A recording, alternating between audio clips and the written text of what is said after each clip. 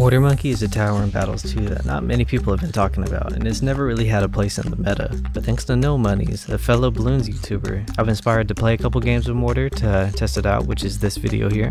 And I've also been inspired to make an updated guide on Mortar, specifically for Season 4 and onward. If you'd like to check out my old Mortar guide, you can check it out here, and I'll get into today's video. Thanks for watching.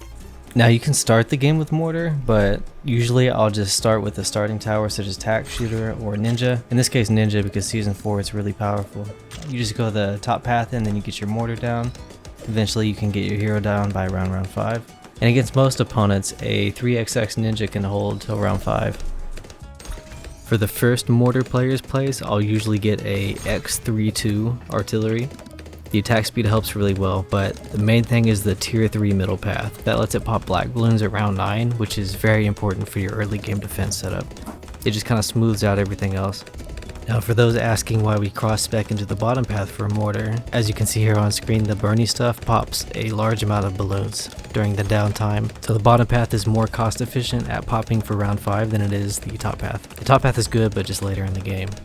After you have your starting towers down, it's good to go ahead and get your hero down next. For this game I like to use Churchill. Churchill is just very fun to use. Benjamin also works pretty nice too. As you can see here, it's round 7, the black balloons are coming, and I don't have the tier 3 middle path for my Mortar, and so the black balloons are just going straight by.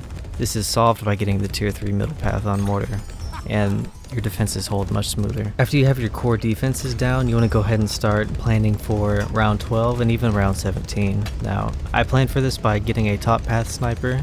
I want to have a tier 4 top path sniper by round 18 to defend against fortified mobs. Rounds 12 to 17 are usually pretty straightforward.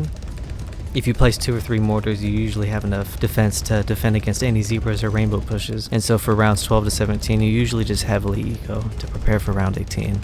Now sometimes players know that you're going to be ecoing heavy to prep for round 18 and they send a rush, much like Ceramics here. But as you can see, the Mortar is pretty strong against Ceramics. I don't know why he sent that when we have the middle path.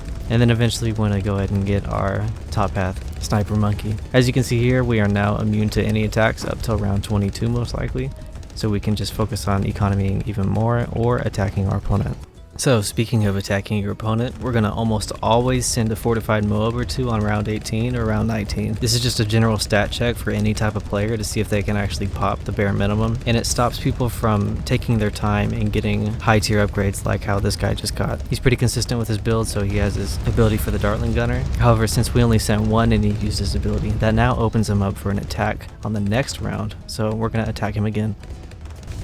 We're going to do this by sending a fortified BFB to tank most of the damage. And as you can see here with this sniper, he actually went the middle path so he can't stun it. And then we're going to go ahead and just reinforce that with some extra fortified Moab sends. Now as you can see here, he got his ability once again, so we actually don't have to worry about that too much due to the nature of Dartling Gunner struggling against fortified blimps. As you can see here, we're going to send one more set of fortified Moabs to take some of the damage so the rest can sneak on by.